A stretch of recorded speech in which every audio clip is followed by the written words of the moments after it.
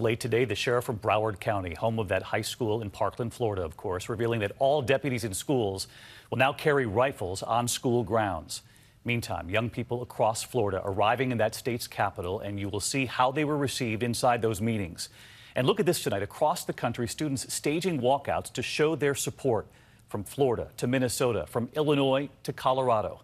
ABC's Dan Harris on what the Florida students were asking for. Dan was in the room when they were face-to-face with lawmakers. The 100 students from Parkland began their extraordinary day-long lobbying mission on minimal sleep but maximal optimism. We're running on adrenaline. We're running on each other's hopes that we can go on and make a difference. State senators began this day by displaying pictures of the 17 victims. A yes or no. The solemnity did not stop the students from hitting lawmakers with pointed questions about gun policy. Do you think you'd actually push for any policy yourself, or just agree with it if it is convenient to you? Never again! Never again! While the kids from Parkland make the rounds inside the Capitol, there's a large rally here outside. After 49 people, including my two brothers, were murdered at Pulse, what did you do?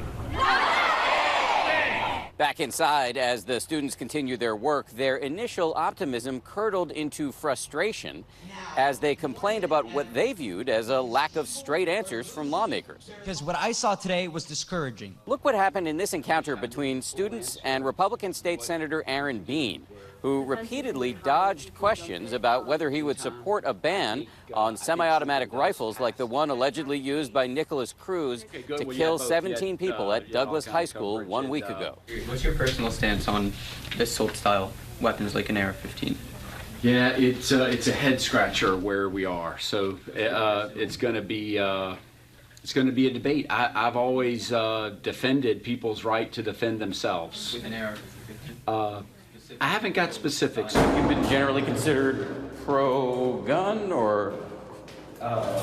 After the meeting, the senator didn't want to answer questions from us either.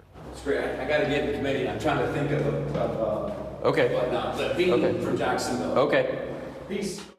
Dan Harris and the team documenting that trip to Florida's state capitol. And Dan, we know there are only 11 days left in the current legislative session there. That's not a lot of time, especially in politics. So any sign tonight that these school kids will see change anytime soon?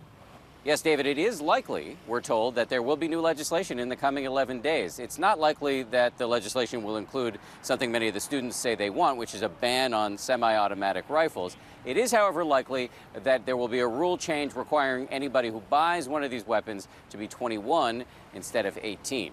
Speaking of AR-15s, as you mentioned at the top of the show, the Broward County Sheriff is now requiring that all deputies posted in schools throughout that county will now be carrying AR-15s.